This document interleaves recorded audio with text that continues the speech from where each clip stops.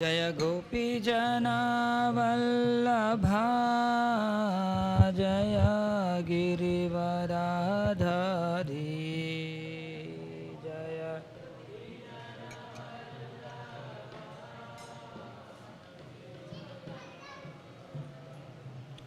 Gopi Jana Vallabha Jaya Girivaradhari Jaya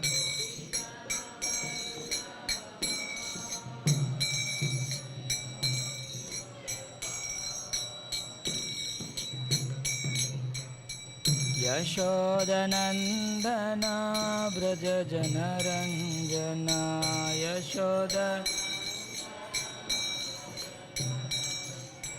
Yashodanandana Braja Janaranjana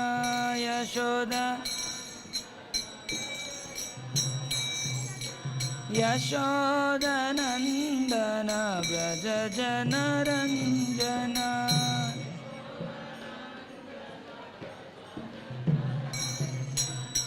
Yashodanandana Braja Janaranjana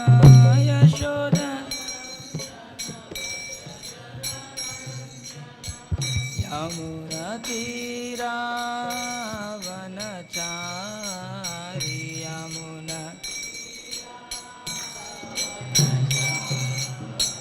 Yamuna Tira Vanachari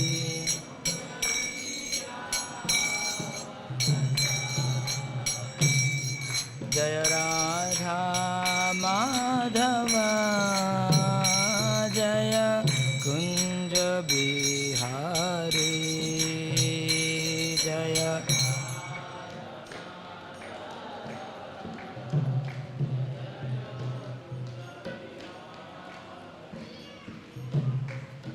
Hare Krishna Krishna Krishna Hare Hare Hare Rama Rama Rama Hare Hare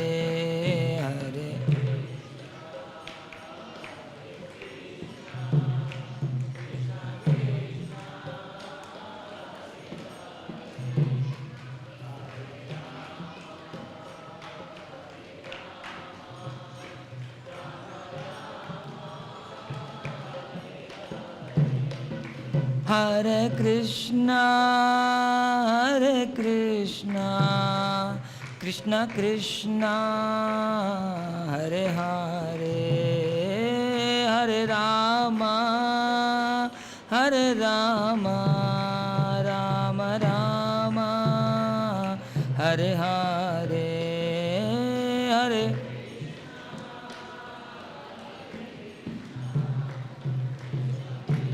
Somebody can play karta.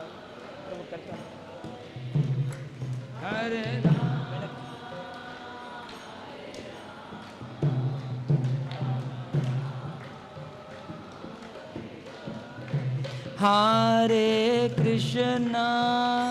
Hare Krishna Krishna Krishna Hare Hare Hare Rama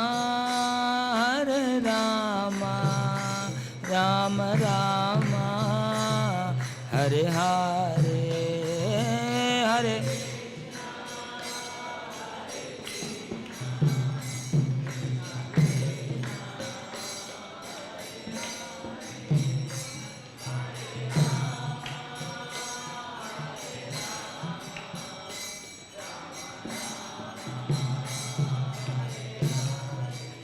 Hare Hare Krishna Krishna Krishna Hare Hare Hare Rama Rama Rama Hare Hare Hare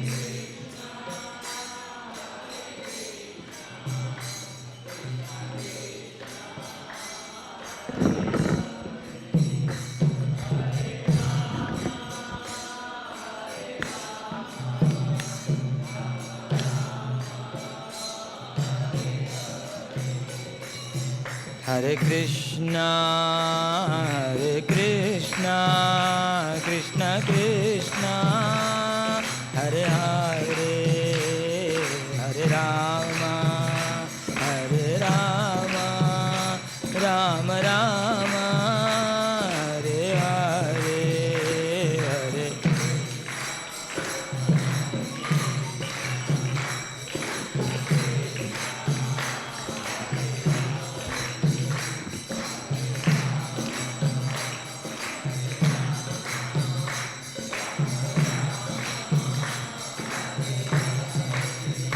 Hare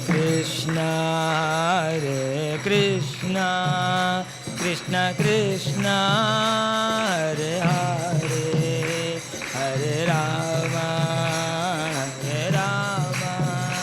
Rama Rama, Hare Hare.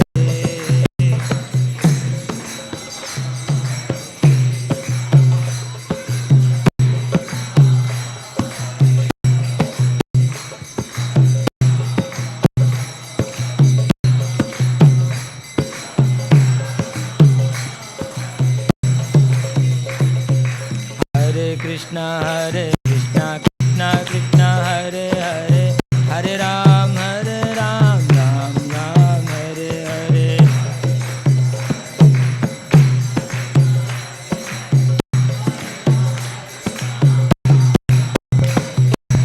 Hare Krishna, Krishna Krishna, Hare Hare, Hare Ram, Ram Ram, Hare Hare.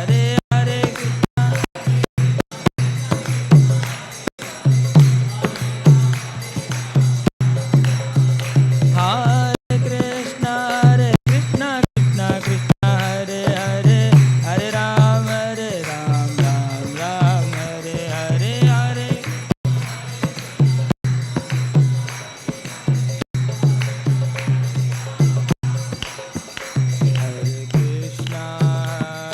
Krishna Krishna, Hare Hare, Hare Rama, Rama Rama, Hare Hare, Hare.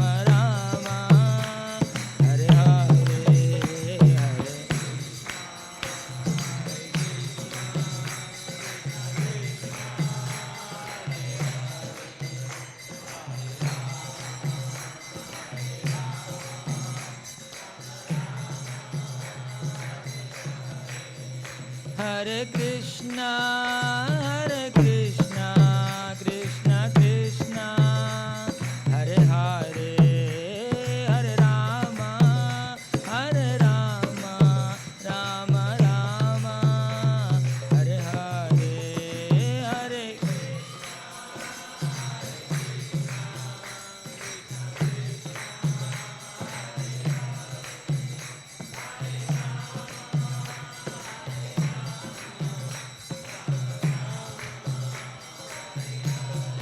Jaya Prabhupada, Jaya Prabhupada, Prabhupada, Jaya Prabhupada, Jaya.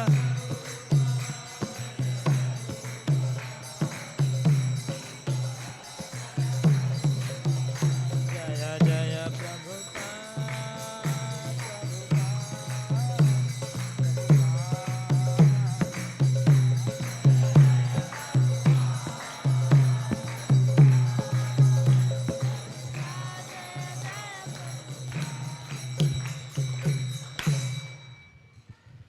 Shri हरिनाम संकीर्तन की, श्रील प्रभुपाद की। हरे कृष्णा। सभी भक्तों को स्वागत है। We welcome all of you for this Sunday Love Feast program.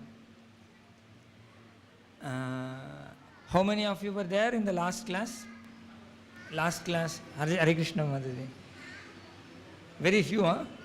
Many people were missing. So we started 4th chapter last week. So maybe we will again restart that. Okay? So before that, we will recite these prayers. So every time I project and I recite, and you must show some interest to learn these prayers. At home, these prayers are given in the beginning, at the first page of introduction of Bhagavad Gita. Prabhupada also write these prayers. Means he sings these prayers before he was writing Srimad Bhagavad Gita. They are called Mangala Charan prayers. Mangala means what? Auspicious.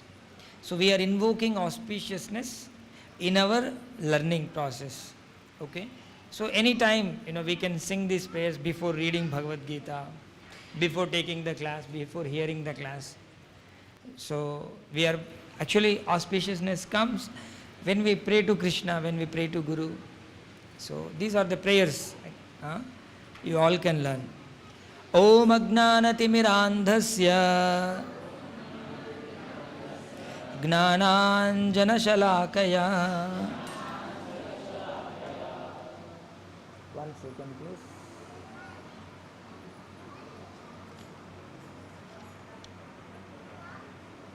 Now it is come. Yeah. Om Ajnanatimirandhasya Gnananjana Shalakaya Chakshurunmilitam Yena Tasmai Shri Gurave Namaha. Sri Chaitanya Manobhishtham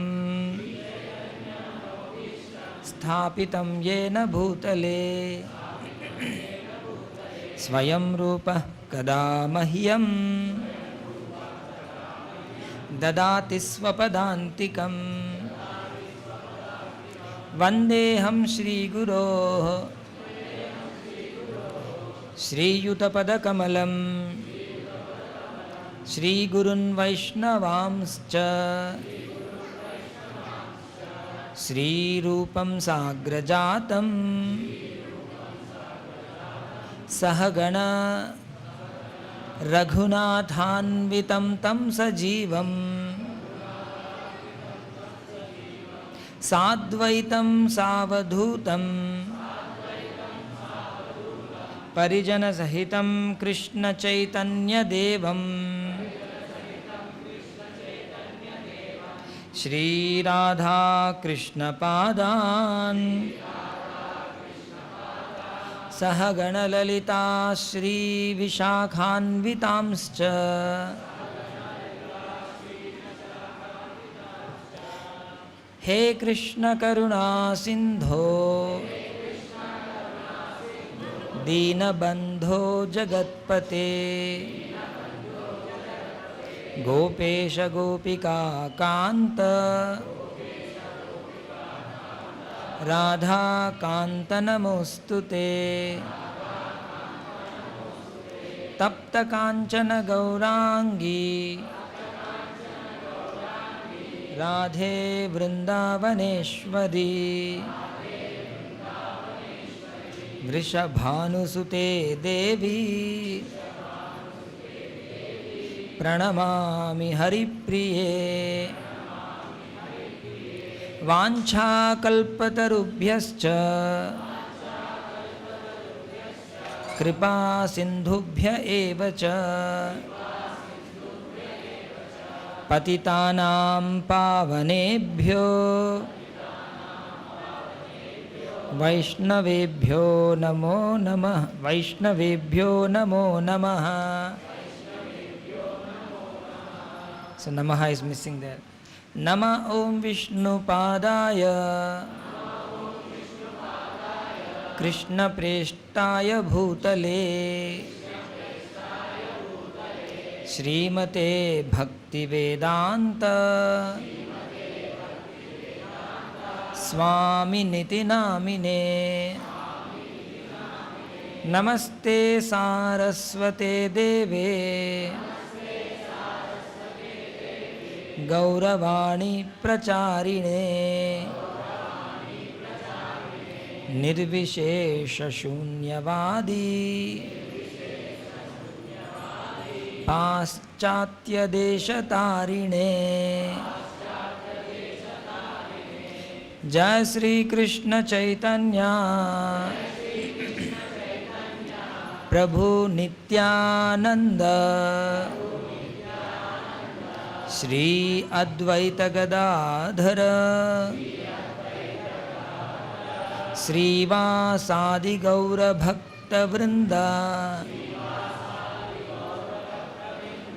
सभी लोग जोर से बोलिए, हरे कृष्णा कृष्णा कृष्णा हरे हरे, हरे Ram Ram Ram Hare Hare.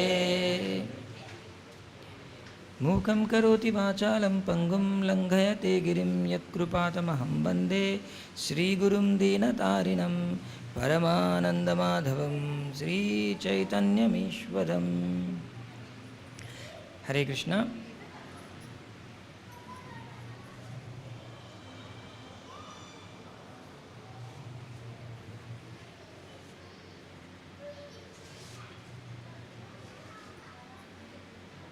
Yeah.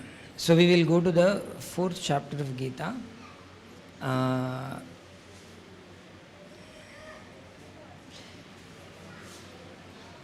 Third chapter, Krishna talks about Karma Yoga. Okay? Karma Yoga means working in devotion. Okay? Yoga means making connection with the Lord. Karma means an action. So you do your activities in connection with Krishna, or working in devotion is Karma Yoga. So when Krishna teaches this Karma Yoga, Arjuna asks a question. Everything is nice, well and good. You are teaching me so many nice things, but I do wrong things. Actually, Arjuna is showing us as example. Arjuna don't do any wrong thing, but like us, people like us, I do wrong things as if someone forces me to do. Okay? So what is that? Why am I forced to do wrong things? Because to do Karma Yoga, you should be fixed in your mind. You should do only work. You should work only for Krishna. Then it is Karma Yoga. So Krishna says, Kama esha, Krodha esha, Rajoguna samudbhavaha, Mahashano, Mahapapma, Vidhyena ihavairina. The meaning is, it is the lust and the anger. Kama means lust, desires. Krodha means anger. Whenever your desire is not fulfilled, you get angry. That is nature, everyone, right? So these two things are the culprits. Kama esha, Rajoguna samudbhavaha. They are born out of mode of passion in us. And they are very dangerous. Mahashano, Mahapapma, Vidhyena. Vidhyena means for a learned person, Vairinam means enemies. These two are the enemies of a learned person. So now Krishna very detailedly explained, this is your enemy. Then you must kill that enemy. So you know the name of the enemy, but without knowing the address of the enemy, you cannot kill. So where is that enemy seated? And what is the easiest way to, what are the different places that enemy sits? And what is the easiest way, like, to attack this enemy and destroy the enemy? All these things Krishna tells. So the emphasis towards the third chapter, towards the end of the third chapter, is curbing the lust. And that lust actually covers our intelligence. Okay? Dhumena mriyate vahni yatadarsho malena cha yatho garbo yatol vena tatho garbo tata teneda mavrutam, like Krishna says. Just like a mirror is covered by dust, a fetus is covered or is put inside the womb, like that the fire is covered by the smoke. In different levels, a living entity is covered. And that covering is lust, different grades of the lust. So then Krishna himself thinks, so curbing this lust is not that easy. It requires transcendental knowledge. Okay? So much deep knowledge is required to curb the lust and situate in transcendence, in spirituality. So that's why Krishna opens a new chapter. What is that chapter? Transcendental knowledge, that is 4th chapter. It has come or not? 1 second. Okay. So, transcendental knowledge. In Telugu we say Gnana Yoga or Divya Gnanamu.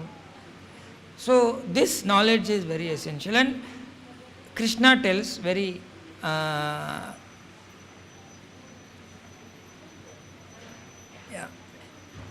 in this PPT shlokas are not there, some of the shlokas are not there. So maybe I'll recite from the book.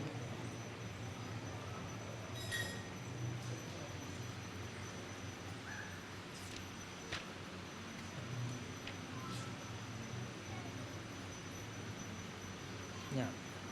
So there Lord says, this knowledge is very important. Oh Arjun, very very long back I gave this knowledge to Surya Dev. Okay?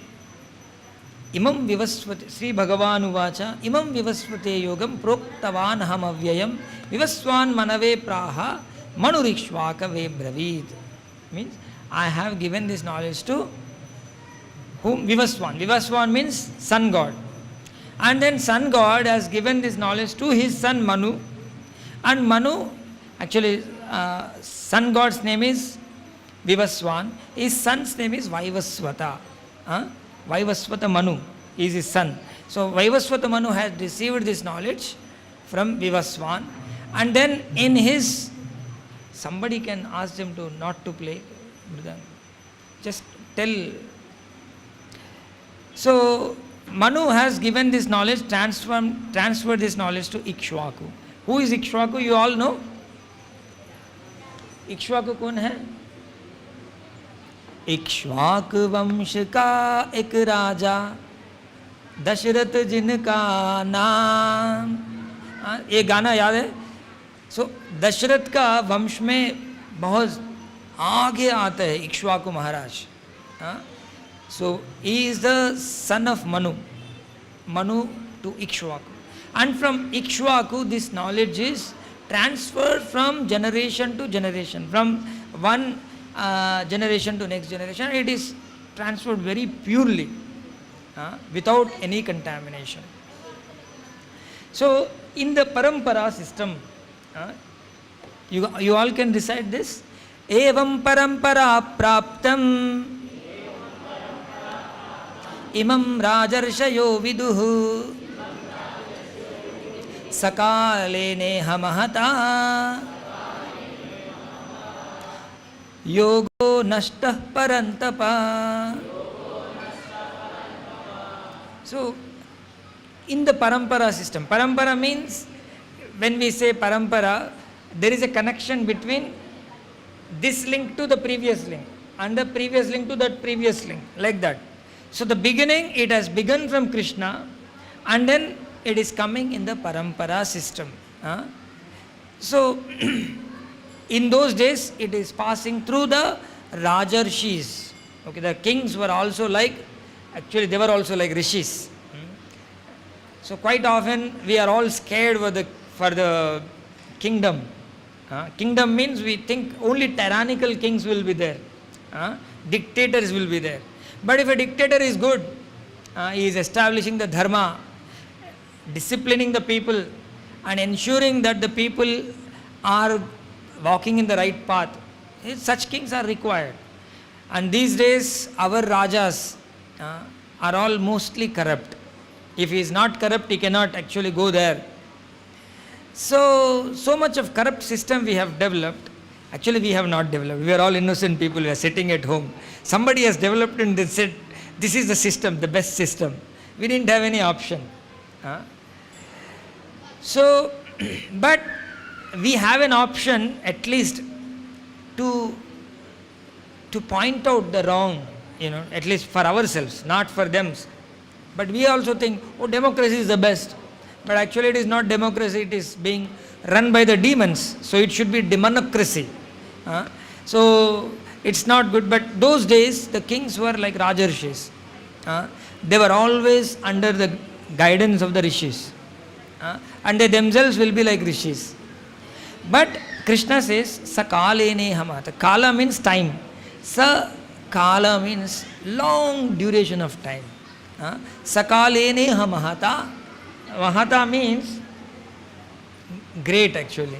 So great duration of time. बहुत लंबा समय के कारण this yoga looks to appear to be lost. So because it is appearing to be lost, I have to repeat it again. So that's why I am teaching it to you. So this is very confusing statement. Krishna is just a few years elder to Arjun. Maybe 4 or 5 years elder, like that. Krishna is born almost on par with Arjun, because Bhima is elder to Arjun, Bhima is elder to Krishna, Nakul is younger to Krishna. Okay? So Krishna is almost like equal age of Arjun. So it is a confusing statement. But Krishna says, I have given this knowledge to Lord Surya. And this knowledge is something, it is coming in the parampara. If you look at this Vedic knowledge, actually Krishna is giving the Vedic knowledge. This Vedic knowledge is called time immemorial knowledge. Okay? Time immemorial means time will not have any influence on this knowledge. Okay? Generally, how many of you have seen audio cassettes? Audio cassettes. There are some young people who might not have seen audio cassette. Audio cassette देखा क्या कभी? नहीं देखा. Okay? So now audio cassette knowledge is gone. It's not time immemorial. Now we had some time back CDs. Are the CDs visible or seen in the market anywhere? Gone. MP3 has come. Flash drives and like maybe after some time that flash becomes maybe some microchip you may not even see. That also may go, only cloud.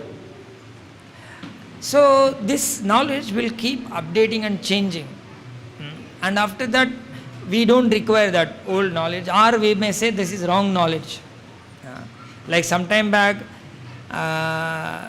people used to think the brain, okay, the function of the brain is to cool the blood. 150 years back people used to think function of the brain is to cool the blood. And then once what happened in Britain, one officer was checking when they are putting the railway lane. Generally they put the dynamites, right, to when they are making the lane. So he was hitting on the ground with a rod, and unfortunately there was a dynamite on the ground, and then he hit on the dynamite. So from his hand that rod, if once dynamite blasts, rod acted like an arrow, and it has hit his head, pierced through his head, and it went outside of his head. And then he was immediately rushed to the hospital, and so many months of treatment was given. Luckily he didn't die. But earlier he was so nice person, okay, very soft spoken, very gentle behavior. And after the treatment and all, he became so rough and very rash. All these things happened in his life. Then the scientists started thinking, the doctors started thinking, in the body nothing got affected except the brain. And when the brain affected, his behavior has changed. So there must be some connection between his behavior and the brain. Then again they started doing research, and now we have a different understanding of the brain. Okay? That also we are not so sure. Brain is so subtle. So the point is, the knowledge that we acquire from the day-to-day medical science or whatever, it's not time immemorial. Time, after some time you may change your understanding. Okay? But this knowledge what Krishna had given to Surya, the same knowledge is passing through the generation to generation. And when Krishna found, okay, it is not clear to the people, so he repeated the same knowledge. He didn't change anything. That's why it is time immemorial. If we also learn this knowledge, it will be there with us forever. So, some examples we can see, like Vedic literatures. Ramayana tells that Lord Rama has constructed a bridge over the ocean, right?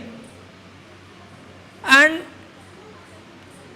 normally with naked eye we don't see the bridge, okay, and only when you go very high in the sky and see the whole picture at once, you can see the bridge, right? So at least 50 years back, 100 years back, nobody could see that there could be some bridge, but it is there in the scriptures. Now only we have satellites, and then the satellites are taking the image and then telling, oh, there is a link between India and Sri Lanka, there is a bridge. But that was already mentioned in Ramayana, right? And in the same way, Bhagavatam speaks about the development of the embryo. How, on the day of conception to the day of delivery, what all happened to the fetus, to the baby inside the womb. And all that matches with the human anatomy textbooks, modern medical science textbooks. Maybe some of the details they can't even understand. And those things are also given in Srimad Bhagavatam. And in another cow dung and cow urine, in Indian society, we consider them to be very purified. All the olden day homes used to be smeared with the cow dung. So, and generally, for Western people, cow dung means it's very obnoxious thing. So how can they touch it and they smear it in the homes? They used to criticize. Actually, Indians were criticized the most by the British people, and after hearing those criticisms, Indians have lost their faith on their own, not on their own, on the this Vedic system, and we have lost connection. We became modern and Western. But in 1940 again scientists did the research on the cow dung, and then they found it's very, very special. No other animal or human or insect or any other living being's dung or excreta will have these qualities. Only cow dung will have. Recently I went to one villas here. My friend was telling, he lives in US. So his friend's father was diagnosed with cancer, and then in US doctors are very sophisticated, they have very good diagnostic equipments and everything. So they gave a prediction that you will live no longer than 3 months. इतना ही time दिया था, 3 महीना आप चले जाएंगे.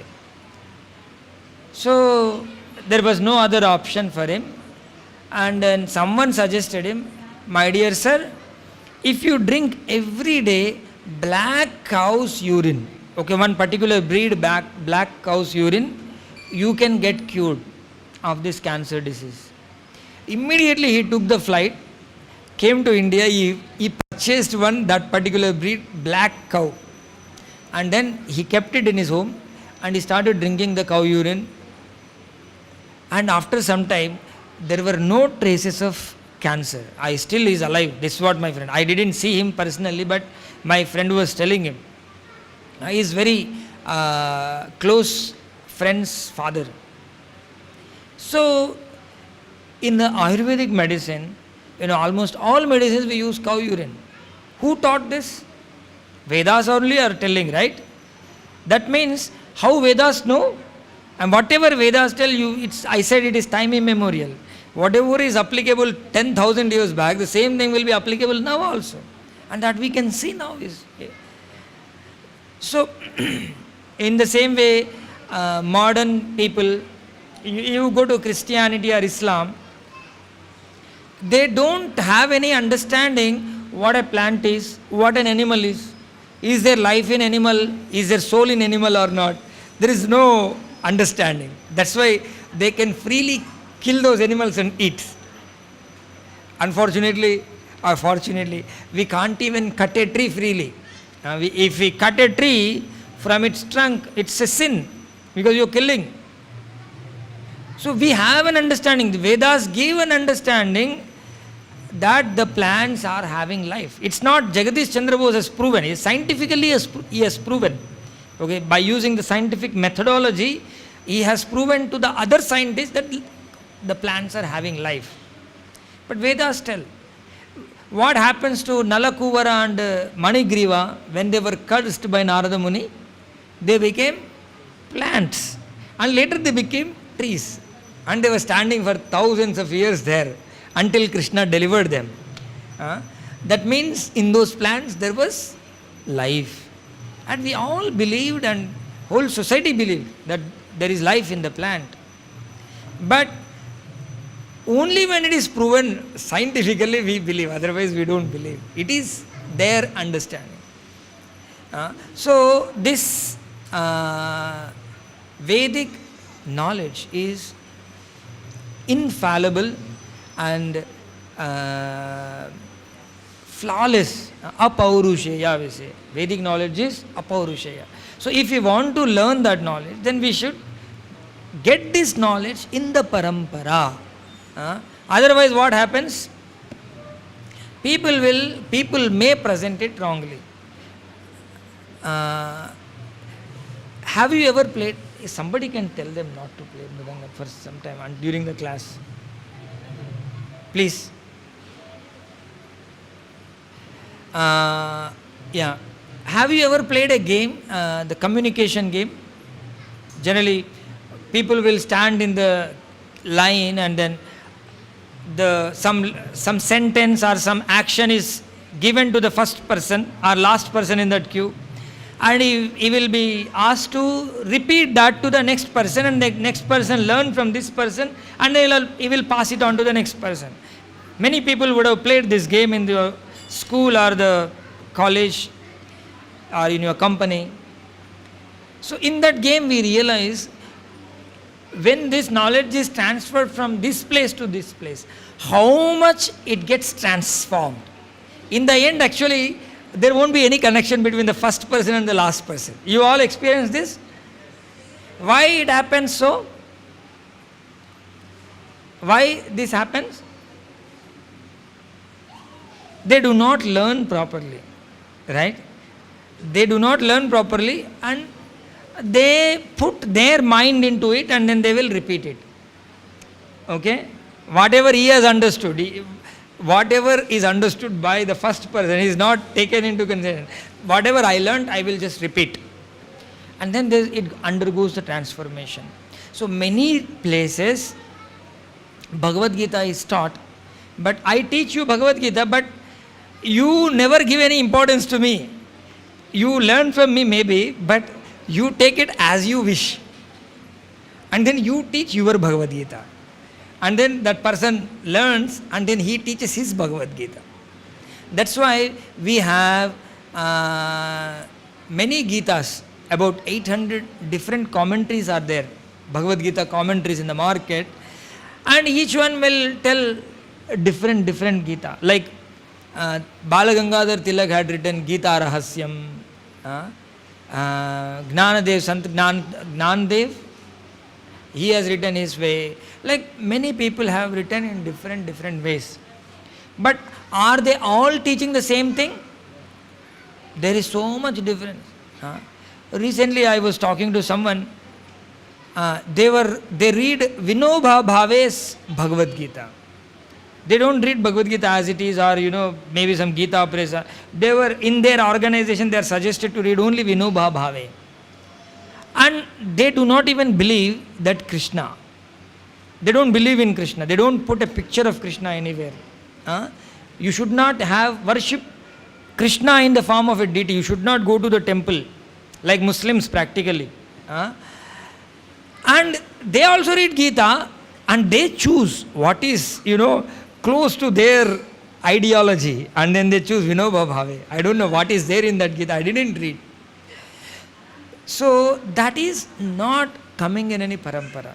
Suppose Vinobha Bhave is writing, his name comes in Indian freedom struggle, from whom he has learnt.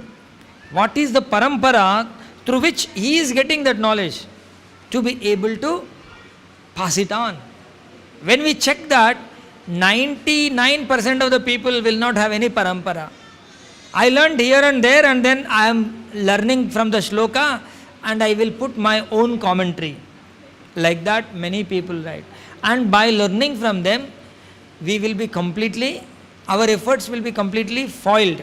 We don't get anything. That's why it's very important that this knowledge has to be it has to be received in a proper parampara. So, in the current modern world, we have 4 different paramparas. Okay, they are connected to Krishna because it has to come from Krishna. Suppose that bulb is glowing, that means that bulb has got connection to the powerhouse. What is the proof? Because bulb is glowing, light is there in the bulb, that means it has got connection to the powerhouse. So some bulbs are not glowing, means there are some disconnect. So that light is actually devotion to Krishna. After learning Bhagavad Gita, if someone is dedicating his life to Krishna, someone is desiring to dedicate his life to Krishna, Krishna is everything, then parampara is right. But quite often, in many people's lives, the material ambitions, material desires and materialistic outlooks and conceptions will be grown from their life. Okay? That means they do not have connection to the powerhouse. So this is very important. So in our life also, suppose I am teaching Gita, and if I am motivating you for any materialism, I am teaching you something which is not given in the Gita and in the parampara, then you won't get anything. There won't be any benefit of hearing. So, in ISKCON, Srila Prabhupada has brought this connection. As I said, the person who is learning, he should be very, very serious learner. And he will learn exactly, and then he will share it exactly. So Srila Prabhupada has learned from his guru, from the parampara, and then he taught this to his disciples. And disciples all became Krishna's devotees. We have not seen before that Krishna devotees could be there in Mongolia, South Korea, or Sri Lanka, Cambodia, Congo. All, if light is dim, you don't even see those people. That much black they are. Means completely tribal background. And they also became Krishna's devotees. Nigerians and Americans and Europeans, everybody became Krishna's devotee by reading Srila Prabhupada books, by learning from Srila Prabhupada. That means bulb glows. So that means Prabhupada has got connection to the parampara, and anybody gets connected to Srila Prabhupada and are his disciples, they will also get connected. This is a chain. So we have 4 chains that we can see in the current world. First chain comes from Lakshmi Devi. Okay? That parampara is called, what is it? Lakshmi or Sri Sampradaya. Okay? This is Sampradaya. Pradaya means the one who gives. Sampradaya means the one who gives fully. Okay, without any shesha. Shesha means reminder. Nothing will be there to learn. If you learn in this parampara, you will learn everything. That's why it's called Sampradaya. So Sri Sampradaya. Sri means Lakshmi. Second one is Brahma Sampradaya. So it comes from Brahmaji. And then third one is Rudra Sampradaya. Comes from Lord Shiva. So Krishna to Shiva, and Lord Shiva passes on. And then fourth one is Kumara Sampradaya. Okay, Kumara means 4 Kumaras of Brahma. Okay, and these Kumaras disseminate this knowledge in their parampara. Okay, so in this parampara, in each sampradaya, there is a prominent teacher.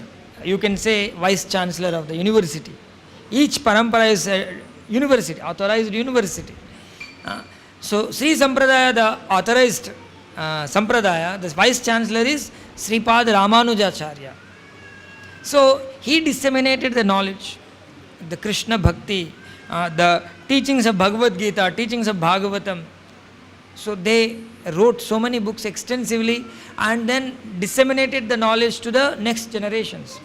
And anybody strictly follows and adhere to those principles, they will get absolute knowledge. Similarly, for Brahma Sampradaya, you can read the name there, Madhvacharya. So we come under that Sampradaya. Brahma Madhva Gaudiya Sampradaya. Gaudiya means Bengali actually. The descendants of Chaitanya Mahaprabhu are called Gaudiyas. Okay? Gaudiya Vaishnavas. But Chaitanya Mahaprabhu took initiation in the Brahma Sampradaya, and so traditionally we are Brahma Madhva Gaudiyas. And in this parampara, if we learn, we get the absolute knowledge very clearly. I am associated with ISKCON for last maybe about 24-25 years. And this Krishna conscious movement, Srila Prabhupada books, very, very crystal clear. There is no ambiguity in understanding of devotion or karma, whatever. Very clearly Prabhupada writes, and there is no confusion in what is the ultimate goal of a person. Ultimate goal of a person is to develop love of Krishna. Understanding oneself, understanding the world, understanding the God, and develop love for Krishna.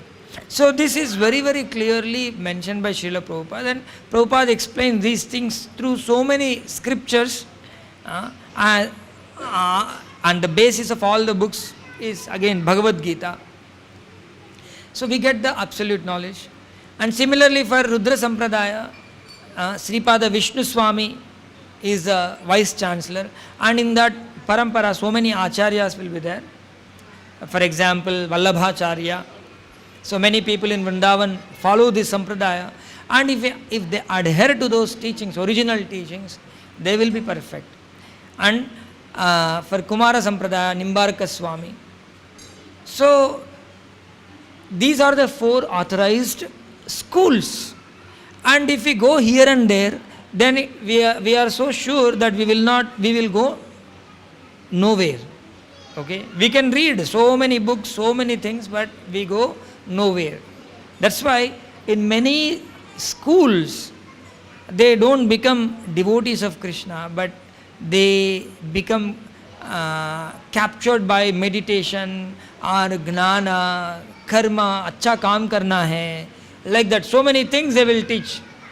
But the devotion part, the ultimate goal of the life, the Atma, the knowledge of the Atma, knowledge of Paramatma, these things will not be emphasized. So, Srila Prabhupada writes here, our teachings are authoritative, pure and safe to accept because they are based on the works of Srila Prabhupada. I mean, we are telling this. A pure devotee of Lord Krishna coming in the Brahma Madhva Gaudiya Sampradaya. So that's why at least when you come to ISKCON, you should feel very confident that you are given the right teachings from Srimad Bhagavad Gita. We don't go here and there. We don't dance between the materialism and the devotional service. We adhere to the spirituality and we make use of this matter. Okay, we make use this world also for advancing in devotional service. So that way we teach. Okay. Then Arjuna asked the question in this 4th chapter. What is that question? Oh Krishna, what are you talking?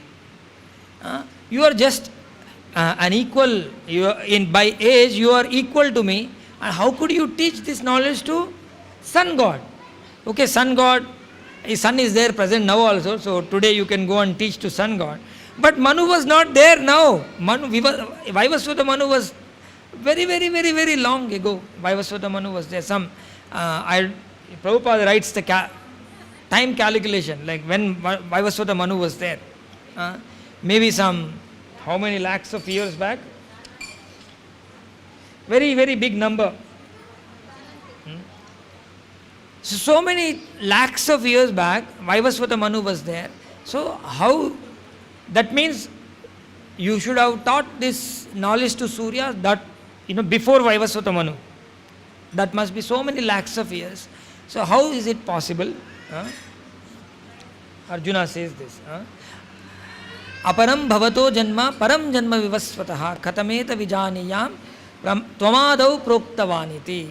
Please explain me. Arjuna is not ridiculing. See, we can ask question, but not by ridiculing. When you don't understand, it is your limitation. At least, first we should presume that it may be because of my limitation I am not understanding. So, then you ask the question. Opposite person, when he doesn't explain you, when he is not in a position to explain, then anyhow he will be exposed. But the way we ask the question is taking a humble position. So, that's why Arjuna says, please explain it to me. I am not understanding. How is it possible? The sun god Vivaswan is senior by birth to you. How am I to understand that in the beginning you instructed this science to him? So then Krishna tells, here the transcendental knowledge begins. Okay? And this knowledge is first taught to sun god. Why sun god? Actually, sun god represents our eyes. Each and every organ of our body is being controlled by one of the demigods. Each and every organ, we think we are independent, but actually we are being controlled by the demigods. Like moon controls our mind. That's why those who are mad, they'll get more madder on the Paurnami day. Paurnami day, mind will be agitated for many people. So, like that, eyes are representative of the knowledge. In one sense, eyes are through eyes only we get all the knowledge. So, sun is also is a representative of the knowledge, and that knowledge is given to the sun god. And he lit the whole world. Actually, light implies the knowledge. Darkness implies the ignorance. Okay? So, the knowledge is given to the sun god, means that is like a light. Sun dissipates the light. He dissipates the knowledge to the whole world. So like that. And Krishna says, it's very, very important thing to understand. Krishna is not like us. We are the people who forget everything after some time. Yesterday what happened, I don't remember. Forget about what happened 50 years back, because I am only 49-year-old. So 50 years back what happened, how will I know? I forgot completely. My memory is erased. So, bahuni me vyatitani janmani tava charjuna tanyaham veda sarvani natvam vetta parantapa. Oh Arjun, you have passed through so many lives. Bahuni means so many. Bahu means many. And I have also passed through so many incarnations. Krishna also, so many incarnations he has taken. But I do remember everything, but you are not. You will forget. We are all our memory and forgetfulness is controlled by Krishna. Matta smritir gnanam apohanam cha. He gives some memory, we remember. When he takes it away, it's like you say shift delete certain file. After that you cannot retrieve. So similarly in our system also, if Krishna puts some shift delete button, then we forget everything. And when he wants to remind us something, he can remind. So we are being controlled. And what about Krishna? He is really independent and he never forget everything. Not only he remembers his past lives, past incarnations, he remembers all the living entities' lives also. Can we understand this? How many living entities? How many ants, actually the number of living entities in this planet itself are so many, all the bacteria and everything put together. But like it's only one planet Earth. We have so many planets in this sun family, solar family. And so many galaxies are there, so many universes are there. And Krishna remembers everything that we cannot understand. Is beyond our, at least I will fall unconscious if I try to understand this. Because whenever electronic system, when it gets heated up, what happens? It shuts down, right? So similarly, if we try to understand Krishna on our own, we also fall unconscious. We can't. It's beyond our understanding. That is Krishna. That's why, but the same Krishna is telling, I remember everything. That's why I remember, I taught this to Vivaswan. So before that itself, Krishna said, we were what is that verse? Second chapter,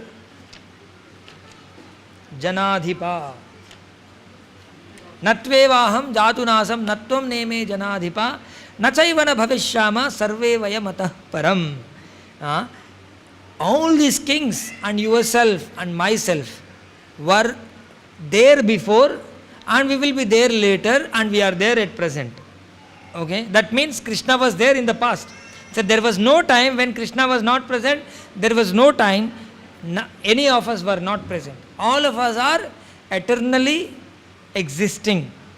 So that already Krishna has explained. So Krishna said, I was there before and during that life I gave this knowledge to Vivaswan. Like that Krishna says. So this particular point, quite often many commentators will exclude in the sense they do not emphasize the Krishna's special place.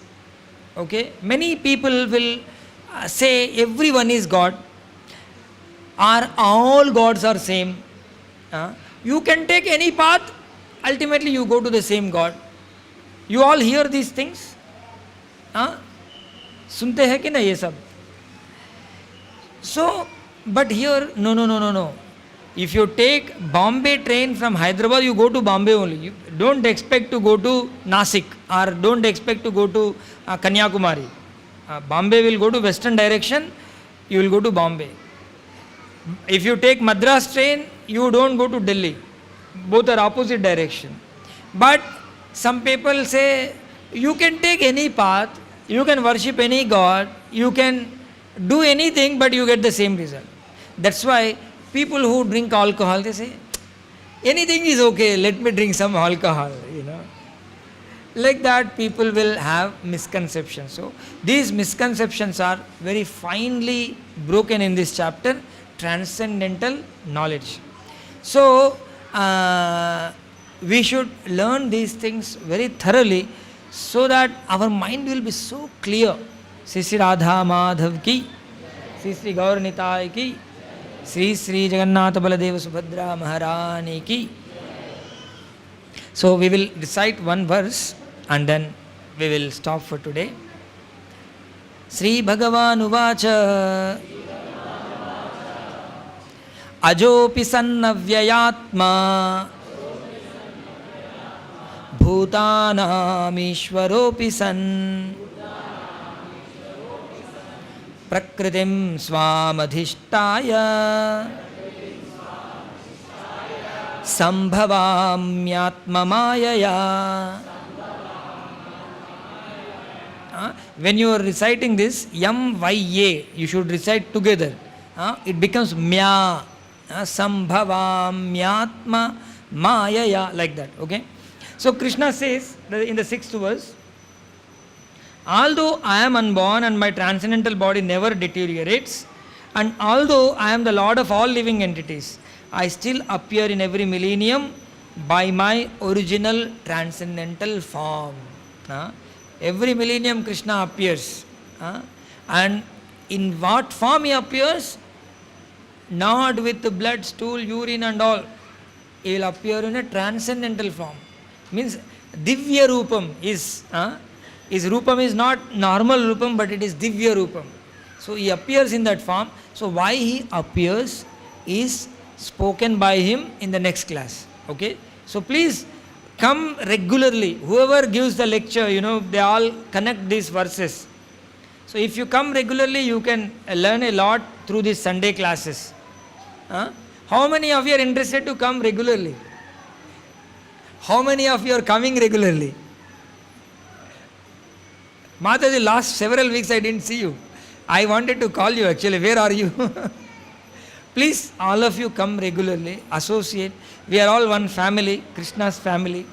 Actually, this is Sunday love feast. Okay? It's not normal feast, but it is love feast. So when we see each other, make relationship among ourselves as devotees of Krishna and share our experiences in Krishna consciousness, share our reading experience and everything, knowledge with others, and there will be nice exchange of love, and then it becomes love feast. So if you see every time a new face, then how come there is a chance to establish relation with others? You understand? And when there is no relation, where can be there love? So you must come regularly, religiously you should come. And then you will have some solid knowledge you will attain through these classes. And your relation with Radha Madhav also will become very stronger day by day. Okay? Thank you all very much. If anyone has got any questions or any comments, please, we can spare 5 minutes. Anyone has got any question?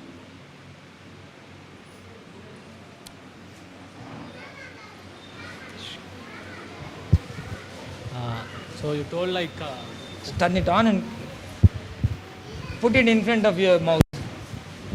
You told living plants also having life. So we are eating the vegetables. We are eating the vegetable sin. Yeah, and the greeny leaves like palak. We are cutting from the roots of that palak. We are cutting the palak from the roots, right? So we are killing that. So that we are sinful activity you are doing, so that karma will comes to us. Killing the plants is also like taking away their life. So is it a sin or not a sin? Anything when you are indulging in killing, it becomes sin. When you are doing it for your sake. If you are doing it for your sake, it's a sin. Killing a plant is also a sin. Eating grains, चावल का दाना, एक एक दाना से थोड़ा थोड़ा पाप लगता है. If you are eating for yourself. That's why Krishna says, what is that shloka? Yagna shishta shinasanto muchyante sarva kilvishay bhunjate te tvagam papa ye pachantyatma karana. If you are eating that food which is made just for you, you cook for yourself and eat, it becomes sin. That's why our devotees are very experts. Okay? They have found solutions to all the problems. It appears small problem, but it's a problem. So what they do is, they don't cook for themselves, they don't eat for themselves, they cook for Krishna. Okay, we don't cook for ourselves. Like in temple, do we cook for you? We don't cook for you. Please don't ever think for us this dinner is prepared. No. It is not prepared for you. It's prepared for Krishna. Okay, and then after Krishna is eating, then you are eating it as a prasadam. Actually, you are not eating prasadam. What are we doing? We are serving prasadam. Like we serve Bhagavad Gita by reading Bhagavad Gita. We don't eat Bhagavad Gita, right? So similarly, we serve the prasadam by eating. That's why we say prasada seva. We don't use bhojan word also. So we are serving. Then there is no sin.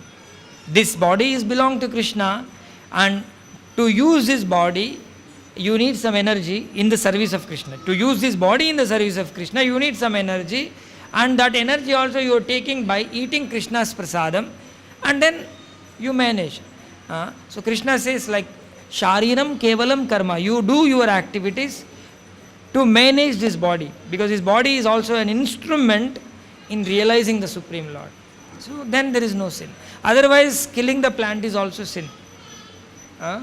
Cultivation is a sin. If we don't want to incur any sin and we want to eat, then like in olden days, the saintly people walk in the forest and they don't even pluck the fruit. They will see a fallen fruit on the ground and then they just eat the pulp. They throw the seed. Eating the pulp will not have any sin.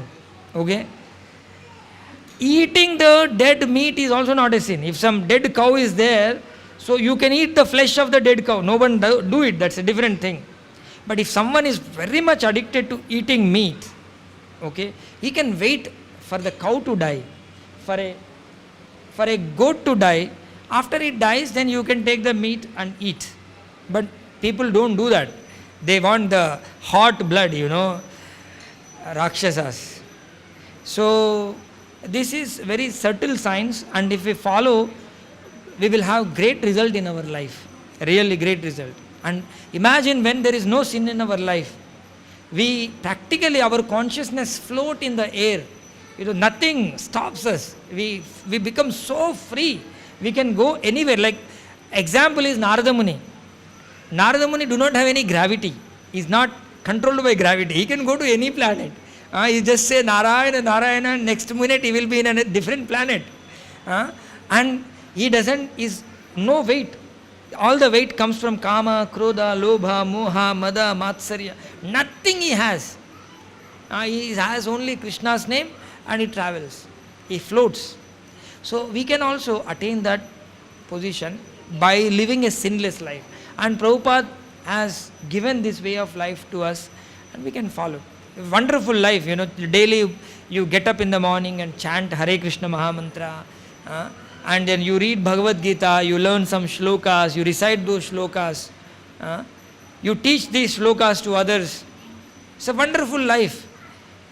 And it doesn't put you away from your material life. You fulfill all your material duties, but you do them as a yajna.